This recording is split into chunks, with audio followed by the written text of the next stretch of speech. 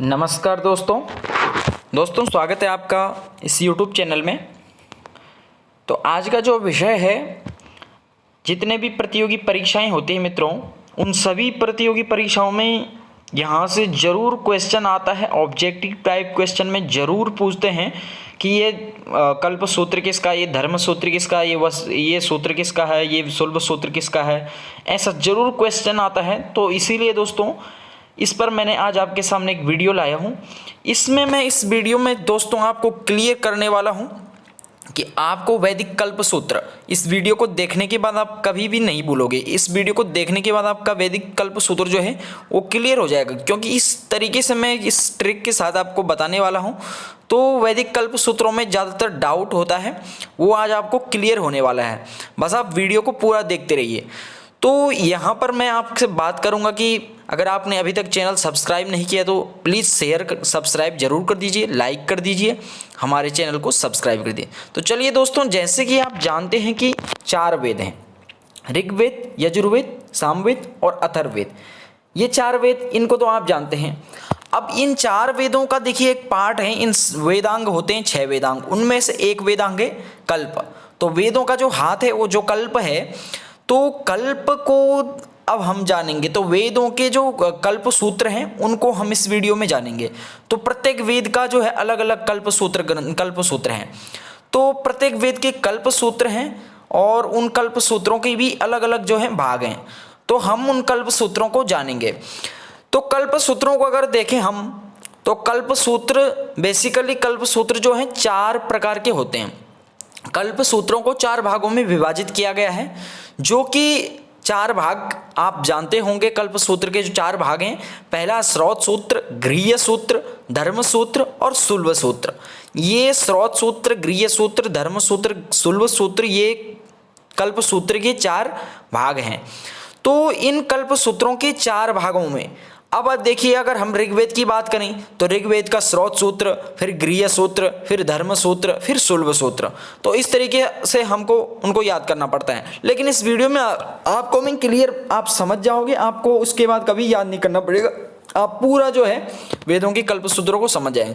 तो मैं आपसे एक पहले तो ये कहता हूँ कि इसको आप समझने के लिए एक तो हो गया ऋग्वेद, सामवेद और अथर्ववेद। इनको तो आप एक साइड में ले लीजिए, इनको आप एक तरफ ले लीजिए, और जो बचा यजुर्वेद उसको आप एक तरफ ले लीजिए।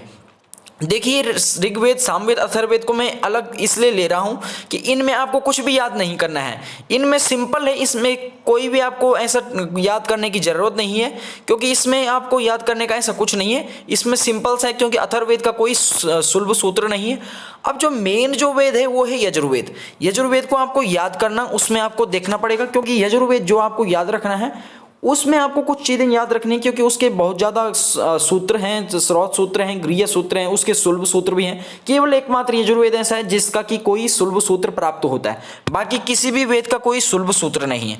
तो अब मैं आपके साथ इसको क्लियर आपके साथ डिस्कस करने वाला हूँ। तो देखिए, ऋग्वेद को हम सबसे पहले समझेंगे। जो 3 पहले मैंने साइड में बताए, तो उनको हम साइड पहले देख लेते हैं, उसके बाद यजुर्वेद को अंत में देखेंगे।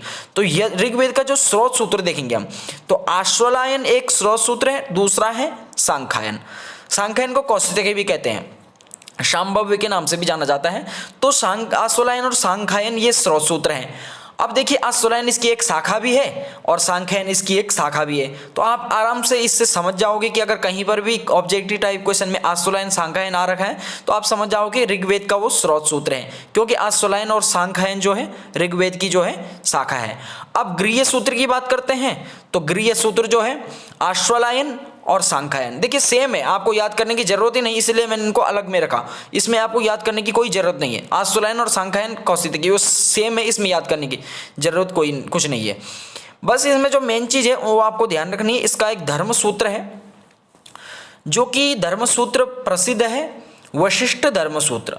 मित्रों, ये वशिष्ठ धर्म सूत्र आपको केवल ऋग्वेद का याद रखना है, बाकी इसमें कुछ याद नहीं रखना है। बस आप इतनी छोटी सी बात याद रखनी है आपको, वशिष्ठ धर्म सूत्र। आश्वलायन, सांख्यायन भी याद रखने की जरूरत नहीं, क्योंकि ये शाखाएं हैं, तो इनसे आप इसका अनुमान लगा सकते हैं।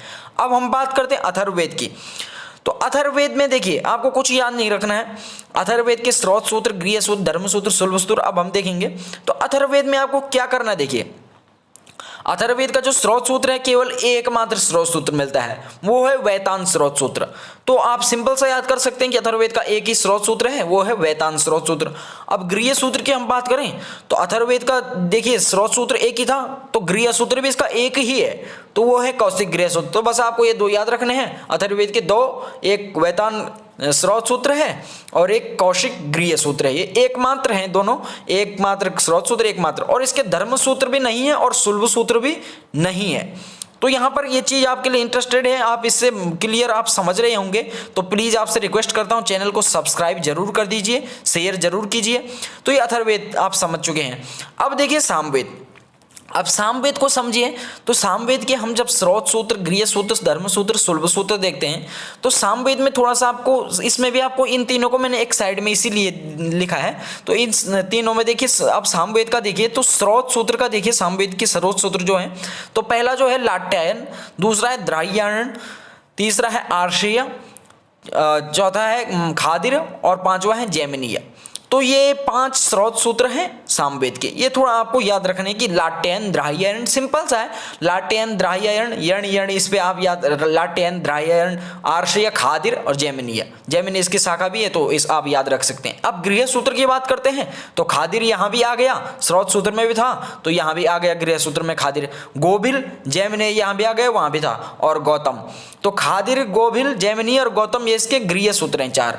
और धर्म सूत्र की जब हम बात करते हैं तो धर्मसूत्र इसका एकमात्र है गौतम धर्मसूत्र, तो आपको याद रखना है एक गौतम धर्मसूत्र। और बाकी इसमें खादिर तो उधर भी था, गृह्य सूत्र में जो खादिर है वो स्रोत सूत्र में भी है, जैमिनीय इसकी शाखा है, तो आप अनुमान लगा सकते हैं। तो ये सामवेद का आपको क्लियर हो गया। अब जो अंतिम जो वेद है वो है यजुर्वेद, जो कि आपको याद करना है, बाकी आप याद रखना है थोड़ा। बाकी जो अन्य वेद थे उनमें आपको इतना ज़्यादा वो ध्यान देने की जरूरत नहीं है, क्योंकि उनमें शाखाओं के अनुसार, जो शाखा का नाम है आश्वलायन शाखा है, तो उसके अनुसार वहाँ पे उनके स्रोत सूत्र भी हैं, तो आप उनको ऑब्जेक्टिव टाइप क्वेश्चन में आप उनको क्लियर कर सकते हैं, आराम से उसको आंसर कर सकते हैं।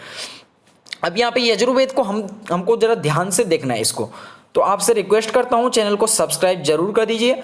तो यजुर्वेद को हमने देखना है, तो यजुर्वेद को देखिए, तो यजुर्वेद के जो स्रोत सूत्र, गृह्य सूत्र, धर्म सूत्र, शुल्ब सूत्र, इसके चारों सूत्र प्राप्त होते हैं। तो हम स्रोत सूत्र देखेंगे, तो इसका जो पहला स्रोत सूत्र है कात्यायन, ये शुक्ल यजुर्वेद का है एकमात्र कात्यायन। उसके बाद बौधायन, आपस्तंभ, सत्याषाढ़, वैखानस, भारद्वाज, कठ और मैत्रायणी।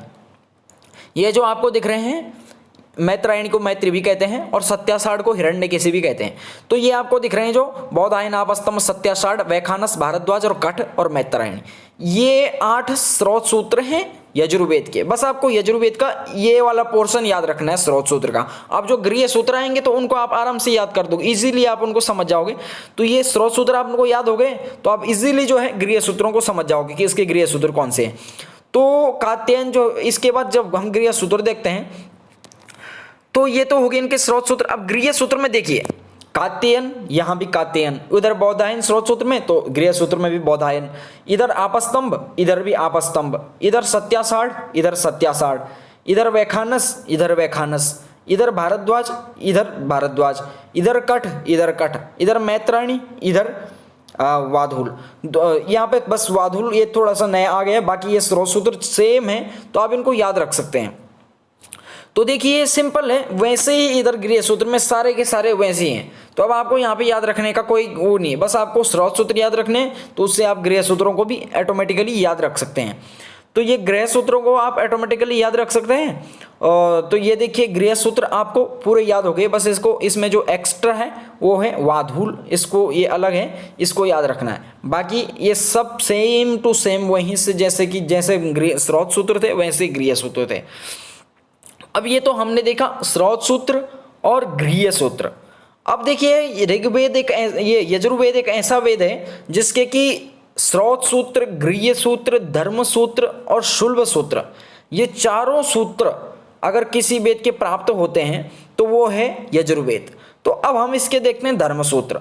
तो धर्म सूत्र में देखिए, धर्म सूत्र में थोड़ा सा चेंजिंग आ जाती है, वो है एक हारित धर्म सूत्र, शंख धर्म सूत्र, विष्णु धर्म सूत्र और वशिष्ठ धर्म सूत्र, ये 4 आपको याद रखने। बाकी बौधायन, आपस्तंभ, सत्याषाढ़ और वैखानस जो ये आपको दिख रहा है, ये सिंपल सा जो ये आपको दिख रहा है ये वैसे का जैसे का तैसे है, ये पिछले से जैसे पहले उनमें है वैसी वहीं से ये जो है कॉपी आप समझ सकते हैं। वहाँ भी है बौधायन आपस्तंभ वहाँ भी है, सत्यासाठ वहाँ भी है, गृह सूत्रों में भी है, स्रोत सूत्रों में भी है और व्याख्यानस वहाँ भी है। तो ये कॉपी आप वहाँ से आप याद कर सकते हैं। केवल आपको 4 याद रखने, हारित, शंख, विष्णु, वशिष्ठ। अब आया इसके सुलभ सूत्र। तो एकमात्र ये वेद है जिसके सुलभ सूत्र प्राप्त होते हैं। तो सुलभ सूत्र में कात्यायन, बौधायन, आपस्तंभ, मैत्रायणी, ये तो सेम टू, ये आपस्तंभ तक तो सेम टू सेम है। इसमें एक्स्ट्रा जो है मैत्रायणी है, मानव है, वाराह है और वाधुल है। तो मैत्रायणी, मानव, वाराह इनको आपको याद रखना है। वाधुल जो है पीछे में आया तो वाधुल आप याद रख सकते हैं। तो इसमें इनको आपको याद रखना है। तो दोस्तों मैं उम्मीद करता हूँ कि आपको ये पूरा क्लियर हो गया होगा। तो चैनल को सब्सक्राइब, शेयर, लाइक जरूर कीजिए। आपसे यही रिक्वेस्ट करता हूं कि प्लीज़ हमारे इस चैनल को सब्सक्राइब जरूर कर दीजिए, शेयर जरूर कर दीजिए, ताकि ऐसी वीडियो आप तक मैं लाता रहूं और ऐसे में आपको भी इससे आपका नॉलेज बढ़ेगा। तो दोस्तों धन्यवाद।